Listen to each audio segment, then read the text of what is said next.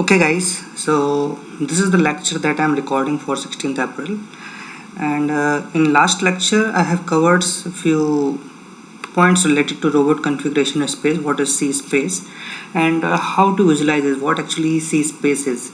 So there are two things actually. One thing that we previously talked about, that is Cartesian space. It's nothing but you are talking about the robot in XYZ coordinates.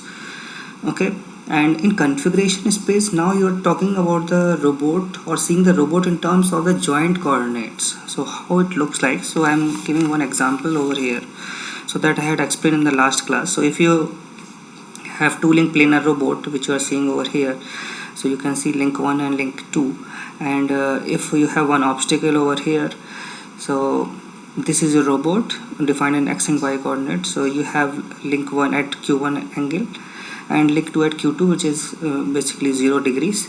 And if you see the same thing in q1 q2 coordinate frame, so you will see that q1 is somewhere 30 degrees here and q2 is 0. So you are basically defining the obstacle in q1 and q2 frame in this coordinate axis. Okay, so similarly, let's say you move your robot and now you are hitting the obstacle somewhere like this. So in configuration space, nothing but you are defining all the obstacles or the area or the line. If you go on that line, if you hit if your robot is configured, q1 q2 are configured in such a way that they are touching that line or they're crossing that line, it means you are hitting the obstacle. So configuration space or C space just define that area in which your robot should not reach or it should not go. So similarly, in another position, if you go like this, you will reach some location over here, and similarly like this you will reach here. So like that you will verify many conditions, and you will have some line or curve which is passing through these points, and you will see that if you come on this line or this curve, you will obviously going to hit the obstacle, and this is what you want to avoid. So if you are on this line, you are going to hit the obstacle, and if you are away from this line anywhere here, you may pass very easily. Similarly, so this was a point as an obstacle. Now next example I gave in the last class was this. So here you had obstacle like this. So now it's a circular objective which is a little bit bigger in size. So you will have the same configuration like in last example. So q1 at 30 degree, q2 at 0 degree, but because of the obstacle there will be some range along 0 degree in which if you go you are going to hit the obstacle. So in configuration space, so this was the position previously at 0 degree, and above this point, below and above it, you will have some area where you should not come on this. So if you touch somewhere here, you are going to hit the obstacle, this one. Same for this,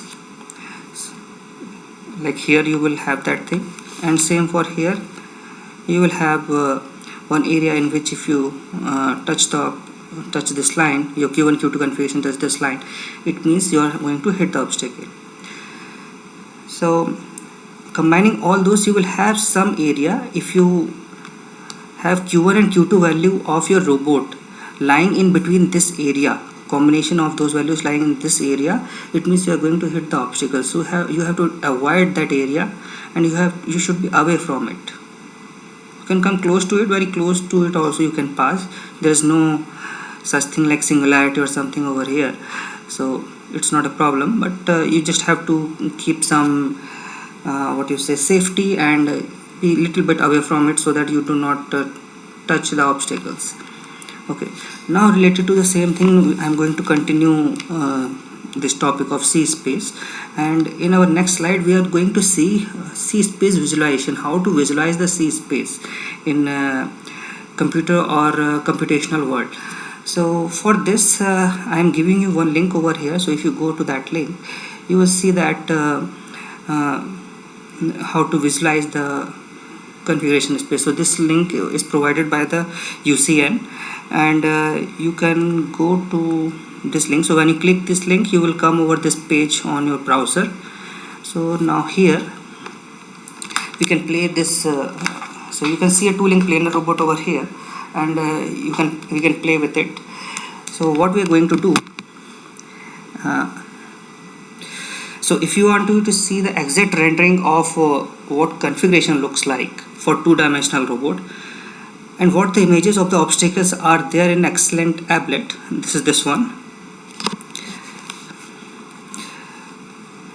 Okay, so what we are going to do, we are going to make some changes to the links. So I'm increasing the size of the links. So this is your Cartesian space, workspace, defined in X and Y coordinates, and this is your configuration space, C space, which is defined in Q1 and Q2. So Q1 value and Q2 value. So this axis is Q1, this axis is Q2, so we can check it. So if you come over here little bit close to 0, 0, you will see your robot straight, and if you move it forward, you will see that Q1 is 0, Q1 is moving and Q2 is almost 0. Similarly, if you go over here, so you will see only Q2 is changes almost. So this is defining Q1 and this is Q2. Okay, so what happens if I now add some obstacles over here in this space? So I'm going to add it.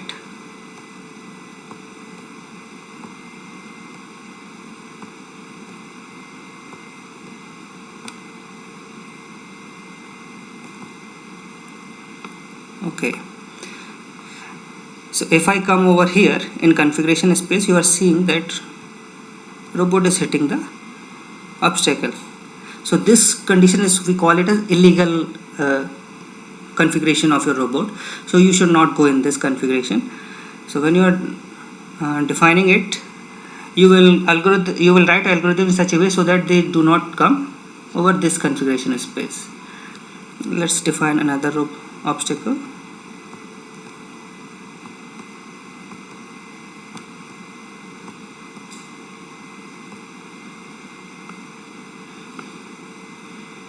Okay,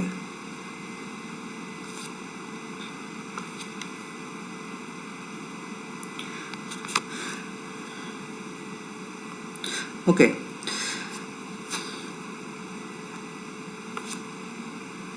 so for both the obstacles you will see that you have different color in configuration space, and so like for this obstacle you are seeing some different area where you should not have your value of Q1 and Q2, because if you go there you are going to hit the obstacle, so you should not go there. And this will show me the image of each obstacle in configuration space slide. And now we are straining to get a sense why is it case that motion planning for mobile robots is really similar to the motion planning for mobile robots. So let's say in between the two obstacles, what I like to do is get it outside on the, like here, like let's say we are here and we want to go over here. So get between these 2 points. If you go directly from here to here, what will happen? So let's say you are here, and if you are going directly from here to here, you are going to hit the obstacle, right? So that we should not do. So what we can do, we have to plan our path in such a way that you can go from here to other point like that, and so you are going to avoid the obstacle. So as if I am planning a path for mobile robot and I am searching that path in configuration space the robot move and get it need to get in Cartesian space, right? So we see here how we find the path for the robot. Similarly for mobile robots also we can use, and similarly for your manipulator. So now we can start adding one more obstacle over here. So let's add one more obstacle.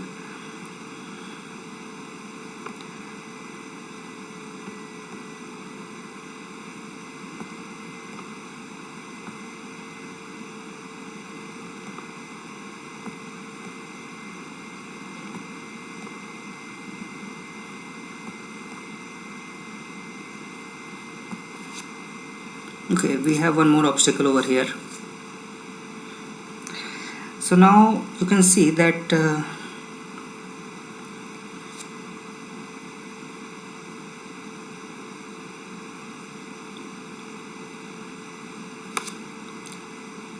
So now in this position, what happened, at some point you will block the pathways at this point, right? So like if you pass like this, it is going to touch the obstacle, your elbow will touch the obstacle. So this we want to avoid. So what do I do? Let's say for example, if I am here, and how can I get it out from here? So if I'm moving here, it's okay, but if I want to go out of here, what should I do? So I am going to like so this robot can turn into fully around for all the joints. So what I will do, I will move like this.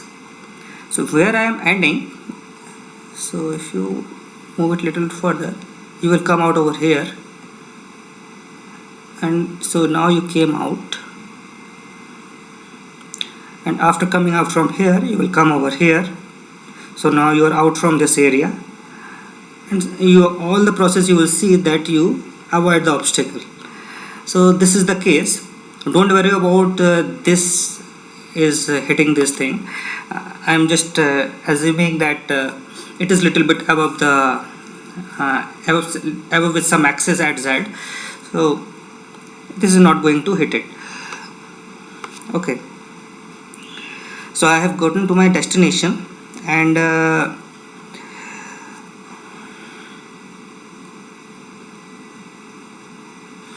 without hitting anything in between.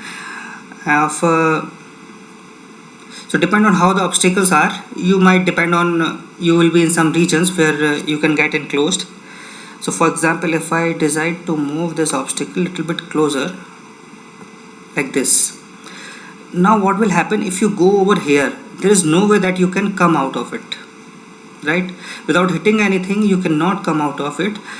So obviously this situation you have to avoid. So obviously your robot will not come in this configuration because your robot will be in some default configuration, and because you have two obstacles, you should try to keep your robot in such a way so that it do not come in this form.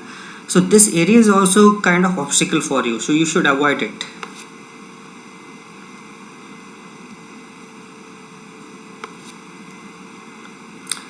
Okay, so out of it, if you are moving, it's okay, it's fine, it will not hit anything, but inside it, it's a problem. And here also it's impossible that you will hit. Obviously you will hit something if you try to come out of it. Here also it's not a problem. So in general, this is an excellent to get intuitive sense for configuration space versus the Cartesian space of the robot. And as we have said in the previous lecture, this notion of configuration space and joint space is really critical in robotics. Sometimes the C space is called as joint space, sometimes it is called as configuration space, and sometimes task space, what I am referring to Cartesian space, also referred to as task space there again.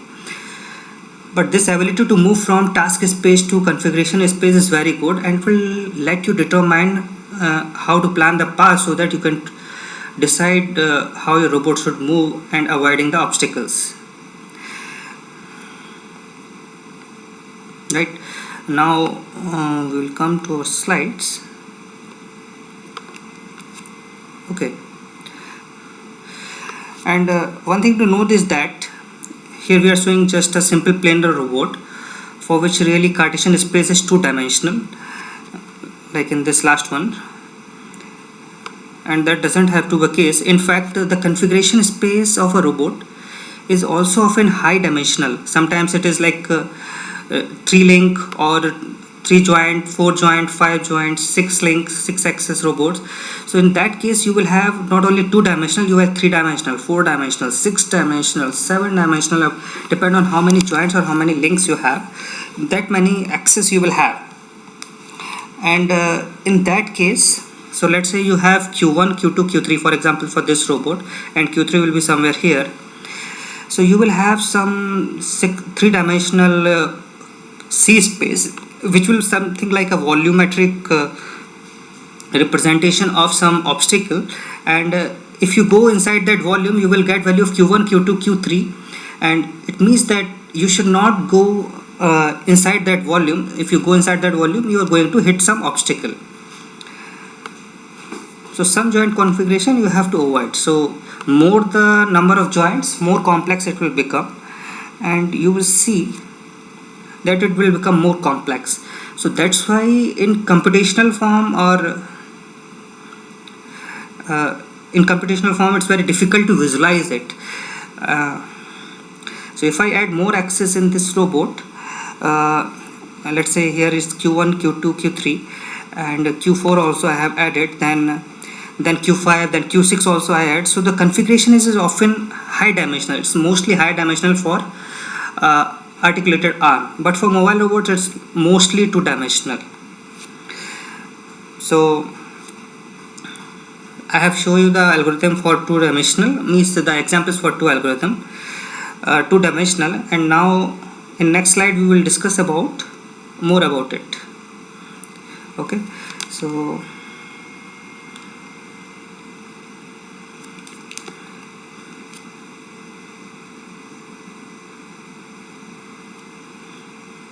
okay, so now let's move to the next slide.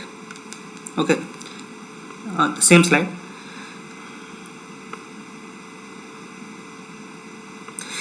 So whatever I have covered till now, it will convince you that the robot arm, that one which needs to go from one configuration another in presence of obstacle, it has to change its path, right? And for that you have to draw the configuration space or C space, which will define the area in which your robot value should not be to make the path without hitting the obstacle.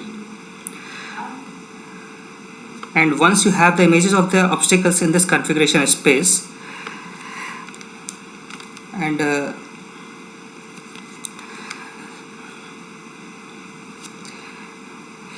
thus it becomes fairly similar to the problem for a mobile robot. So if you see the mobile robot, so the similar kind of configuration you will have for mobile robot. You are moving from point A to point B, you have some obstacles in between, you will have configuration space something like this. Obviously the working is a little bit different. Here your robot is fixed at one place and your end effector is moving from one point to another point, but here your robot itself is moving from one point A to point B. So it's different, means your robot can change the path very easily.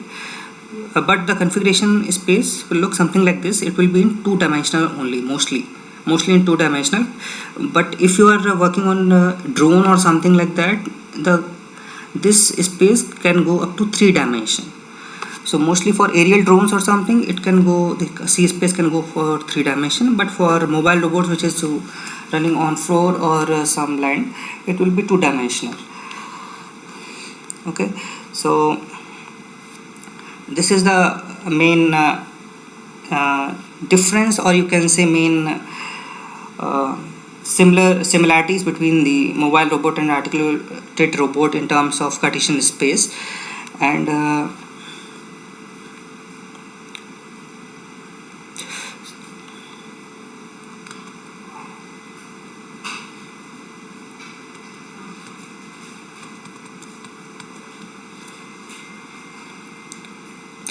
okay, now the questions come, how do we store this map? So whatever you're planning over here, whatever configuration space we are seeing here, all the spaces over here have some values of q1, q2.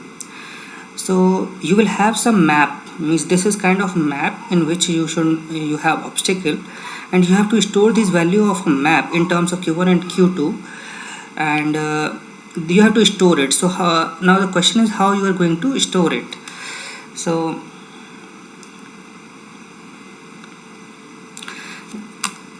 there are mainly two main ways with which you can store the values of obstacle maps.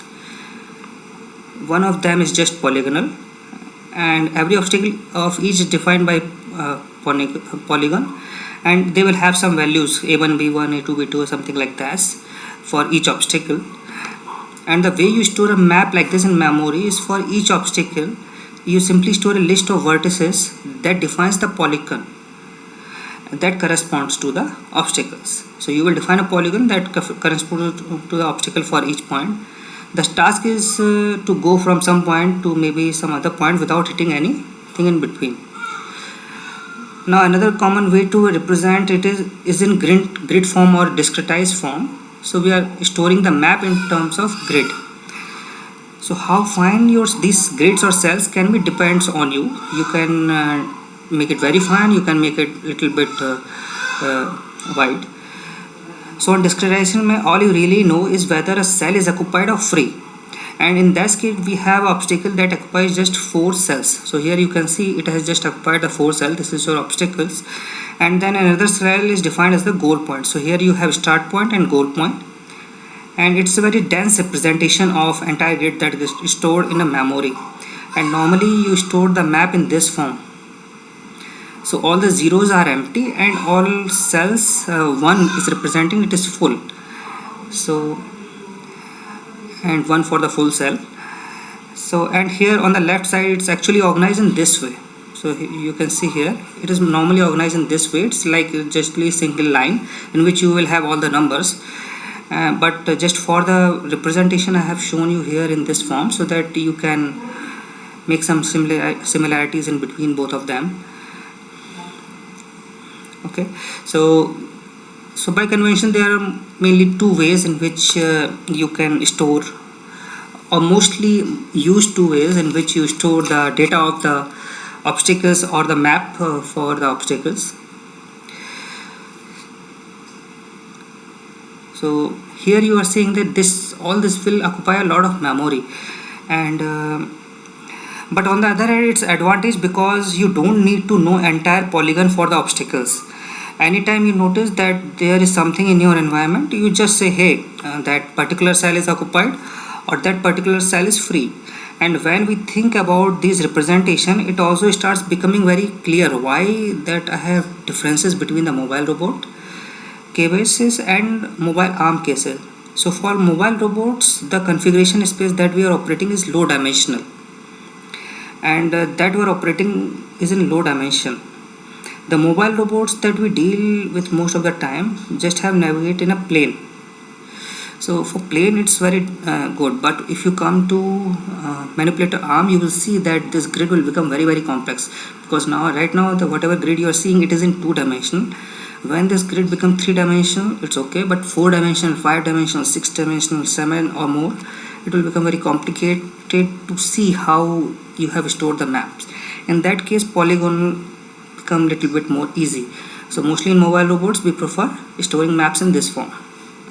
Okay, so now we will see a difference in between mobile robots or manipulator arm and mobile robots. So mostly you will see that mobile robots are very high dimensional, means you have your configuration space will be often of 6 dimension, and that's why it's very difficult to visualize. And in mobile robots you will see that you will have configuration often in 2 dimensional, but when we talk about the quadrotors or something, it can go a little bit up to 3 dimensional, maximum 4, but normally it's a go up to 3 dimension. So the mobile robot that we deal with most of the time just really navigate in a plane. Of course, if we don't think about things like quadrotor, but mobile robot with which is a huge domain, they basically navigate is a plane. So that's why I'm talking here of a 2 dimensional. So if you don't need to think about orientation of the robot, so here I'm coming, if you don't think about the orientation of the robot, then really the only thing that matters is the XY axis that I have represented. So I'm talking about the ruling robot. So where the robot is located, you just have to point it out that. So the navigation really has to happen is just in 2 dimensional space for both cases, also for this case and for this case. So in robot arm, a useful arm will have 6 joints mostly, which can give you some solutions. Useful arm which will have 6 joints, and quite often for practical application, which means that configuration space is 6 dimensional. So here for illustration we are showing a simple 2 dimensional configuration space which is for arm, and there we navigate in 6 dimensions. So this we convert, then if you have more number of links you can navigate to 6 dimension. So very big difference between navigating 2 dimensional space for a mobile robot and navigating 6 dimensional space for a arm. So I mean in terms of the visualization, it's very big difference. And navigating a six-dimensional space, which is the configuration space of a robot arm. So in two-dimensional, the discretization of your map into grid is not tractable. So what does this means? Means the discretization of your map into grid. So using the grid approach to map, if you map just two-dimensional, that's tractable, it's okay. But if you're thinking about a room, let's say it's a 10 by 10 meter, so let's say it's 1000 by 1000 centimeter, and if I want to have a grid with each cell is 1 centimeter by 1 centimeter, that means my grid is going to be 1000 by 1000 to cover my room, and it will be like 1000 by 1000 a million. So if you have one bit each cell, means one bit is representing each cell, a million bits you need. So that's really not much if you terms in really current day computational facility. It fits in the memory very easily. You could even have an entire floor of the building representing in that grid. It will fit in memory very easily.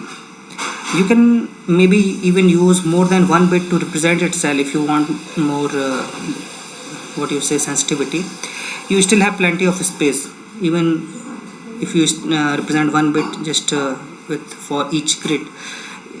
You will still have a lot of space and memory to do the computation. Now on the other hand, if you have six-dimensional configuration space over here, so this all I was talking about the mobile. Now if you have six-dimensional configuration space over here, so for a dexterous robot in which you have six links, 7 links, 8 links or more, you are not going to able to discretize. So discretization will be very difficult, and still have the result to fit in memory will also be very difficult. How you organize those results in memory, that will also be a problem.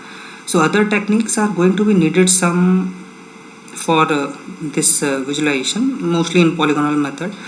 So some of them exist.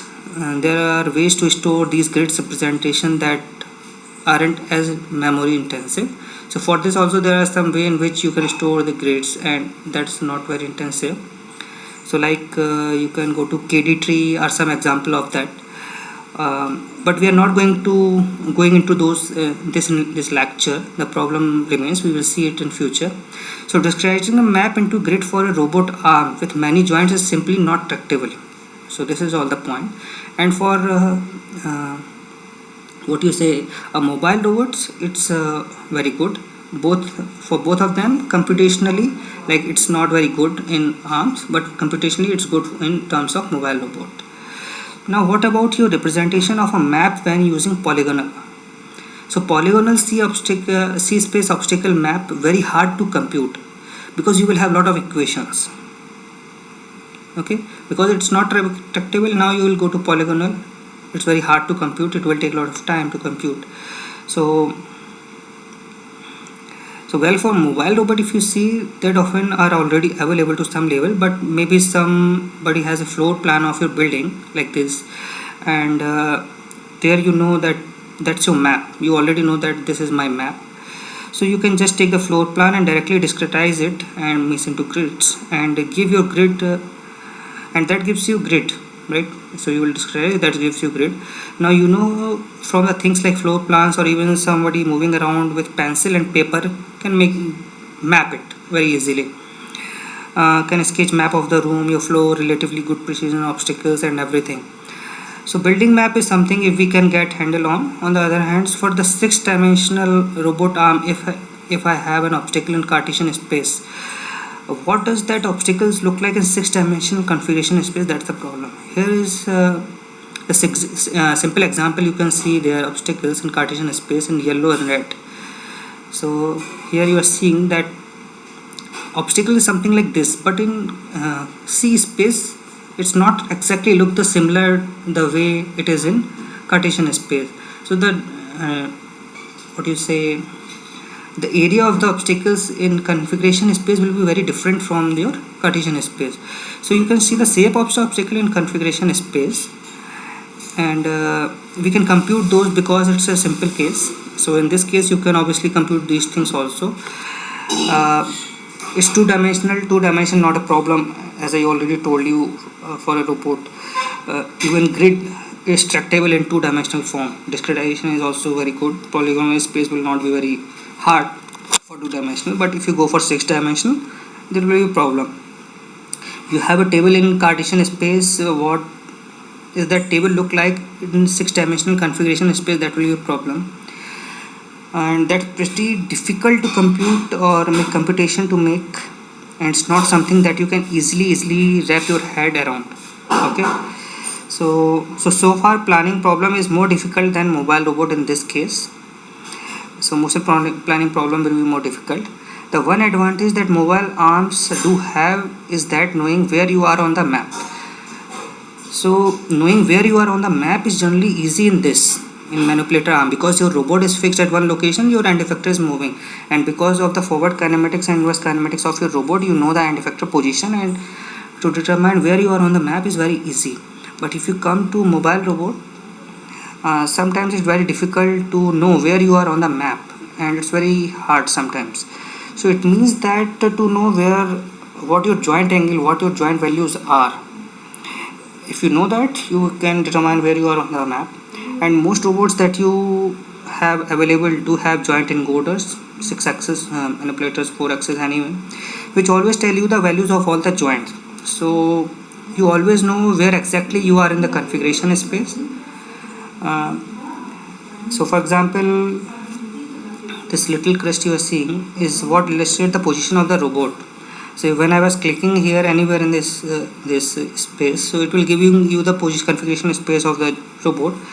So it was very kind to easy to know where exactly you are. Whereas in mobile robot, that's navigating around a house or in a room, localization will be a problem itself. It's a very difficult problem.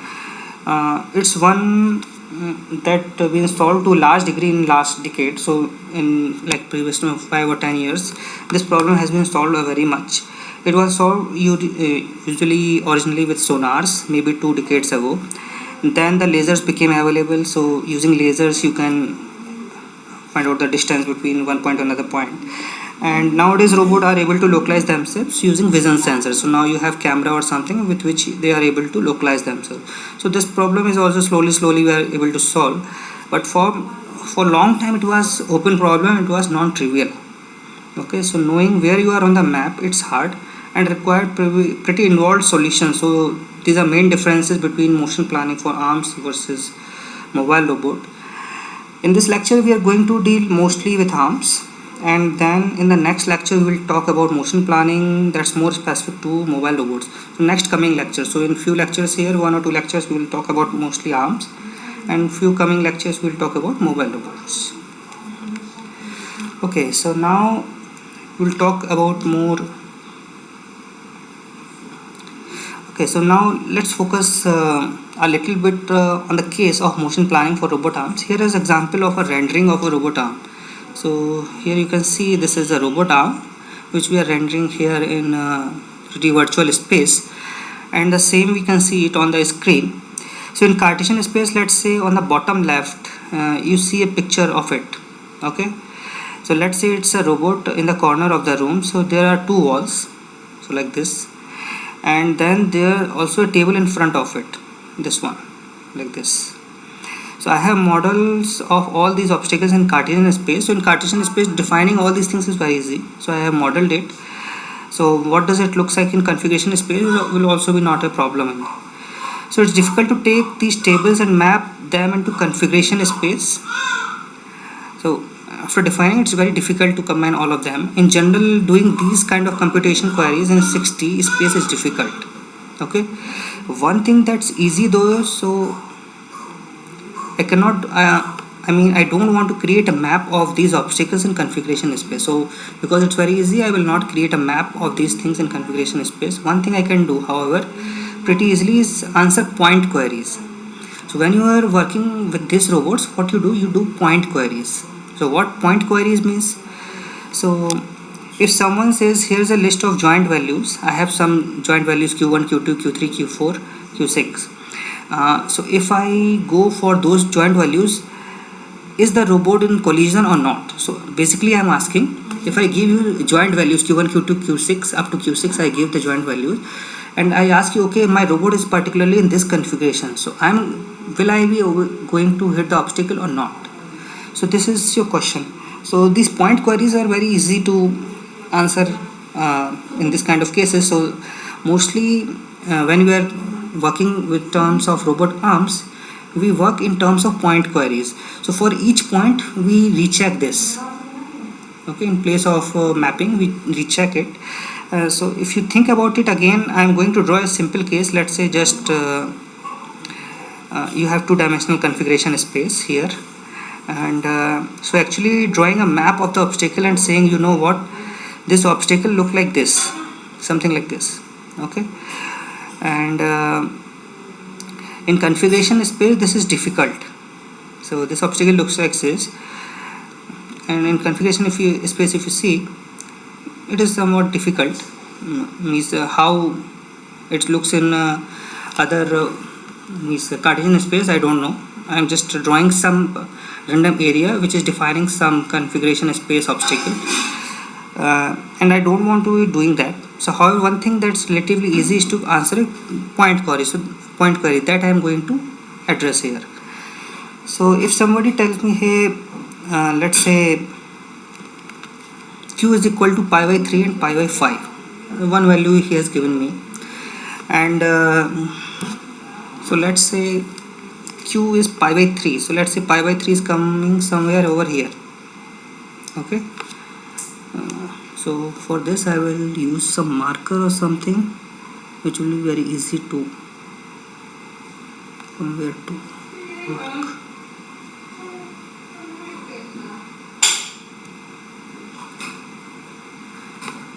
Okay, let's say here you have some q3, not this one. I think I will take this.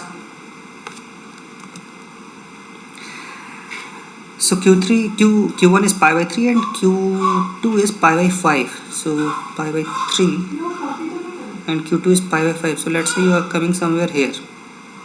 Okay, so this is your value. So when I'm asking if my value is value of q is q1 pi by 3, q2 is pi by 5, is it correct? So you will say, okay, you are right, you are not going to hit the obstacles. So this is a safe position and this is legal position you can be in. Now let's say I ask, okay, if q is pi by 3 and pi by 3, so what will be the situation?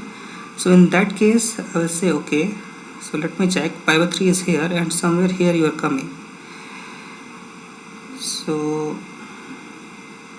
this is your situation. So here also you are not going to hit the obstacle. This is also correct position for you. Okay, now he again gave me some coordinate for q2, q1, q2. So he gave it's pi by 2 and pi by 2. So it's 45 degrees somewhere here. So I am going to say, okay, so because it's 45 degree and it's inside this area which is going to hit the obstacle, it's not good. So I say it's wrong, you should not be here in this position, it's not legal. And like this you will have the point queries, and similarly you will so these point queries will be very fast. So your system will generate these point queries very fast, and it will cross check it before initializing the path. So whatever path it is going to take, so it will generate the values of q, means q1, q2, q3 along that path. So for each point whatever will be the value of q1, q2, q3, so those values it will first cross check with obstacle, means this point query. So I am going to follow this path. So first it will cross check it with for each point, and if any point is coming to hit the obstacle, so it will try to change its path and go over it. So before initializing any operation, first it will do this thing and then it will move on. Okay, so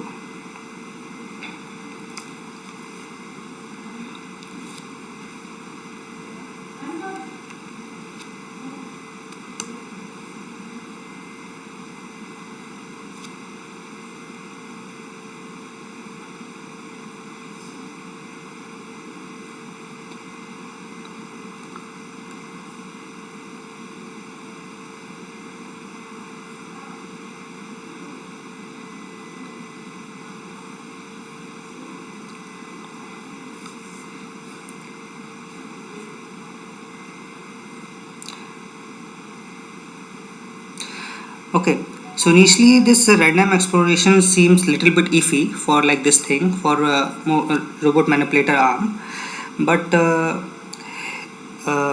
so it seems like little bit iffy. So uh, if I doing something like this means it will take a lot of time, means you are putting a lot of if conditions over here, but it turns out that it's an extremely powerful tool to practically with high dimensional configuration space. So if you're doing this point queries and doing your path planning like this, it's very uh, what you say, good tool. And so robot with 6 axis 7 joints or more are going to have even much higher dimensional configuration. So this idea of random exploration is incredibly powerful for them. And what's very powerful about it is that it allows you to get unstuck if you end up being stuck in a dead end. Okay, so we'll see examples in few minutes. So sampling based motion planning algorithm relying on the notions of random samples and configuration. So similarly like this we will take very high amount of random samples and you will make some tree or random path from it, and checking the validity of those random samples and looks at the couple of concrete examples for the algorithm. Okay, so all these things belong to one family and that we are going to see in next slide. So what is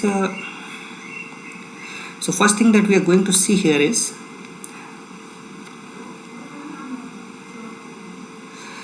some example about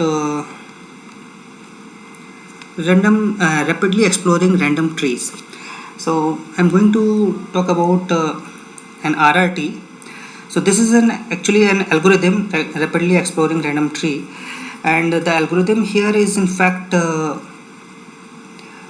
will be implementing for the many project or assignments if you want. So here we are going to take a look at how it works. We are going to be a little informal about it, so we are not very formal. That's why I wrote your algorithm somewhat like this. So but you will be making a lot of formal as you go through your project. So if you are making some project on it, you have to do it in formal way. So let's see what this algorithm looks like in practice, and this example is just to get a hang of it, and we are not going to necessarily terribly exact. So it's just not exact, it's just we are trying something. So let's draw a relatively simple two-dimensional workspace over here. So this is the workspace that you are seeing. It's two-dimensional, all 10 by 10 axis. Okay, I have not given an axis title. It will be q1 and q2. Okay, so we are going to have q1 q2 over here, and I am just going to put some simple limits on this. So I am given simple limits like 0 to 10, 0 to 10, 1 to 10, and the same things here in other axis 1 to 10. Okay, now I have to set a start point first. So input will be start and goal point. So this will be start and goal point. I will set and I have some obstacle that are blocking my way. So if I am going directly from here to here, it is blocking my way. So I have some obstacles in this workspace.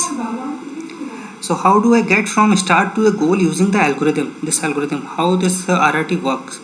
What I am going to use blue to draw a tree. So what I am going to draw a tree so that you can see that we begin by just saying that the start point is in my tree is this one. This one is the start point, and this will be the end where I want to reach. So what I will do, I will generate some random numbers, random coordinates in this tree, and those random numbers between 0 to 10, that means it will be a mix of q1 and q2. So let's say q1 is 2 and q2 is 5. So like this I will point out some random tree, and I will be rounding it to the next integer. So if it is 7 by 7 or it's 7.1 or 7, I will be rounding it to 7 by 7.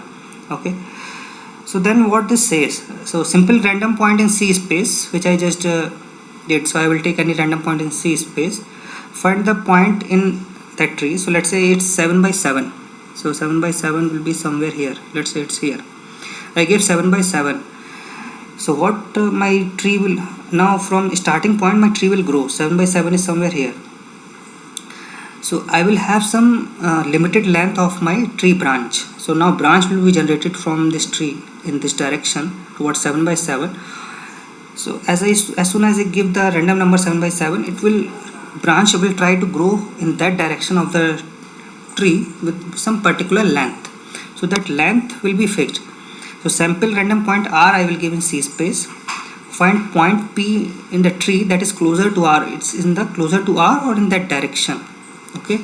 Add branch of predefined length from P, means from another point, from any point wherever you are, in the direction of r, whatever r you have given, in that direction you have to grow it. Okay. And if your branch intersect the obstacle, let's say you are somewhere here and your branch wants to go over here, if it is intersecting the obstacle, in that case you can do one thing: either don't draw this branch or keep this branch short. So your algorithm will automatically make this branch short or just touching the obstacle. It will not cross the obstacle. Okay, or just stop before it. So like that you will do this thing, and then compute the path from start to goal through the tree. So this is how you will do. So now we will see practically how we are doing it. So what I will do, I will draw it. Let me make it bigger.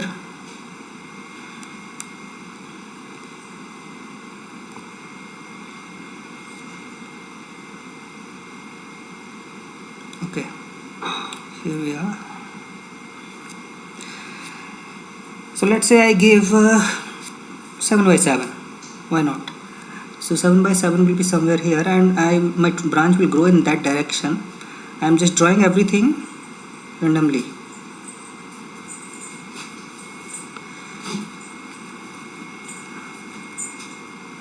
Let's make this thing white.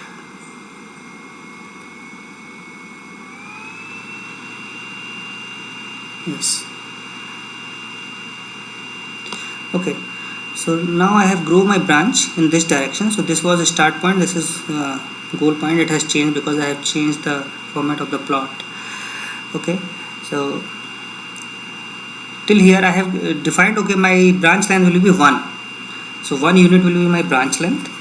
Now let's say next point I have given some value of 1 by 4. So if I have given 1 by 4, so 1 by 4 will be here. Okay, so which is closer? This point is closer to this 1 by 4 or this? So this is closer. So branch will grow from this side, like this, somewhat like this. Okay, now let's say some random number comes to my mind. It's, let's say it is 4 by 7. So 4 by 7 is somewhat here. Now among these 3 points, this point will be closer to 4 by 7. So from here your branch will start to grow. So when your branch will start to grow from here, it will be in this direction and the unit will be 1. Okay, so let's say now you have given some point which is like let's say it's 4 by 2. Yeah, 4 by 2. So it's somewhere here. So this is the point. So this point or this point, any point can be closer to it. Let's say this is closer. Oh no, this is closer. So I will grow my branch from this direction and this direction by 1 unit. Okay, now let's say another point is 4 by 4, which is here. So which is closer? This point is closer, so I will grow in this direction by 1 unit. Now let's say one point comes which says my value is 6 by 5, 6,5. So 6 is here and 5 is here. So obviously if you grow branch which is very close to here or here, in any direction if you grow the branch, it is going to hit the obstacle. Now you have two options: either don't make this branch or make a branch in such a way that it just stop very close or very near to the obstacle and it will not grow to the full length. So it's not 1 unit, it's shorter. The branch is very short. Okay, so like this also you can do. Now let's say I have given some value 4 by 7. So if it is 4 by 7, you will see that so from 4 by 7 this point is very close. From here I will again increase the branch size in this direction. So this is 4,7. Okay, now with this we also check in while loop with all the branch. As soon as we draw the line in branch, we check this in this loop. So is my branch now directly can connect to the goal? If yes, then obviously you will just stop over here and you will connect to a branch like this. Okay, so now your path is like this. So your path starts from here and it is going like this. So randomly you are generating many numbers and you are growing your tree in different directions, and you are making your branches like this. So this is just one example that I have told you, very simple one, how random tree work. So I have one video for you. Yes, this one. So in this one you can see many examples how motion planning or RRT works. So this is in MATLAB.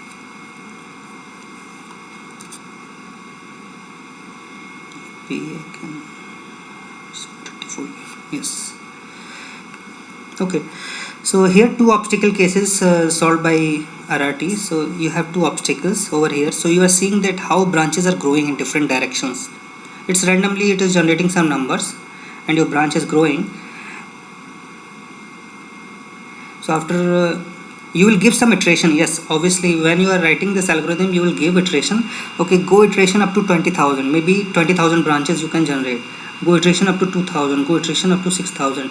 So it may be possible that it can go, you define the iteration of 20,000, while iterating maybe at 1,000 or let's say 200, it touches the goal.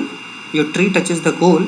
So as soon as it touches the goal, it will stop the iteration and it will make the path for you. So like this the path is generated. Another example here is that, so every time you run the algorithm, every time you will get different path. You will not get the same path because it is randomly generating some number which is never be same always. So here is the example for 3 obstacles. So now here also you can see it is generating random numbers like this, and you can reach at some goal in this direction. Okay, and this is more challenging. So it has 3 obstacles, very close environment. So very close environment you have. So here it will take very some lot of time to compute the path. So as soon as you are seeing it touches the goal, it will give you path, right?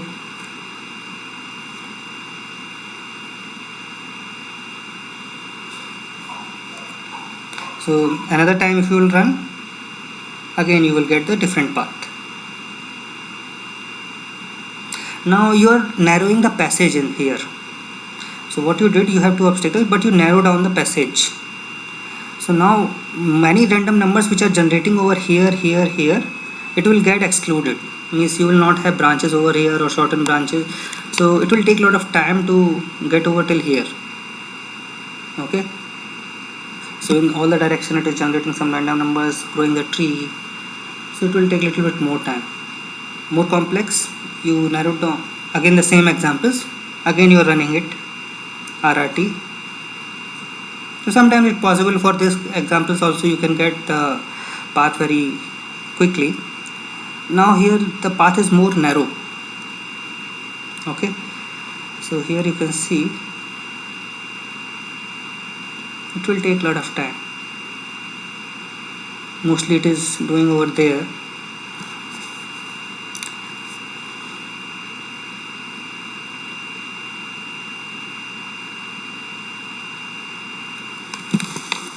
Depend on the obstacles, depend on the passage area.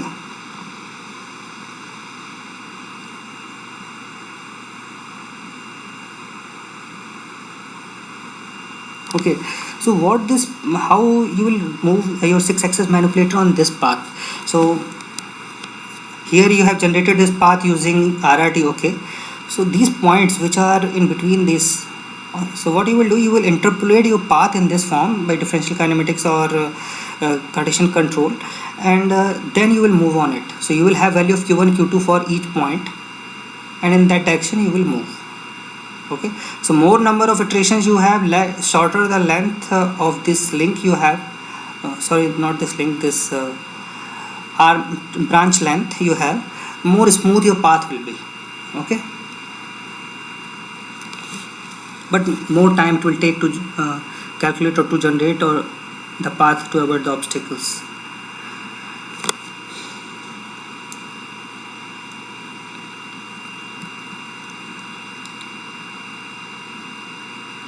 So these are few examples which you can use to generate RRT,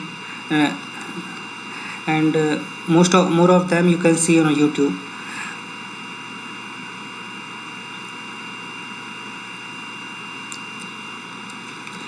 Okay, so this is all about it. This is the end of today's lecture, and hope you understand what is RRT and how to do it. Now today your assignment is that, so you have to submit this assignment by the end of this week. You can go to MATLAB. Okay, in MATLAB you can search for rapidly exploring random tree algorithm. Okay, this algorithm has given, it will give you some randomly, you can run this on MATLAB. You will generate every time you will run it you will get different path. So here you don't have any obstacle here. Rapidly exploring random trees is just generating random path from start to any goal. So you can get some other examples in MATLAB also which have some obstacles in between. Okay, so first see how this algorithm is working, then apply some obstacles in between. At least 2 obstacles you have to apply. One is circular, one is rectangular, big rectangular block in your path, and you have to generate the randomly RRT or a path using the RRT, and that code you have to send to me. Okay, so this is your assignment, and that you have to submit by the end of this week. End of this week means by Saturday evening, Saturday 12 o'clock. After Saturday I will not accept any assignment related to RRT. So in tomorrow's class we will cover more about RRT and one new algorithm, and we will see how it works. Okay, so this is one example or one algorithm which we can use for generating the path for our manipulator arm, and this you can also apply to mobile robots. Okay, but how, that we will see. Maybe you by common sense also you can just easily identify how we can use this path for mobile robot, but just for one information, we can also use RRT for mobile robots. It's not a problem. Okay, so whatever these queries, point queries we will generate, so whatever point query we will give over here, let's say we give point query of 2,5, so you will get it over here. So what it will do, it will generate some tree over here and it will check, okay, you can reach this point without hitting the obstacle, no problem. So by that point query you can move forward. Or the random numbers which it is generating, it's also kind of a point query that RRT does. Okay, so that's all from today. Thank you everyone.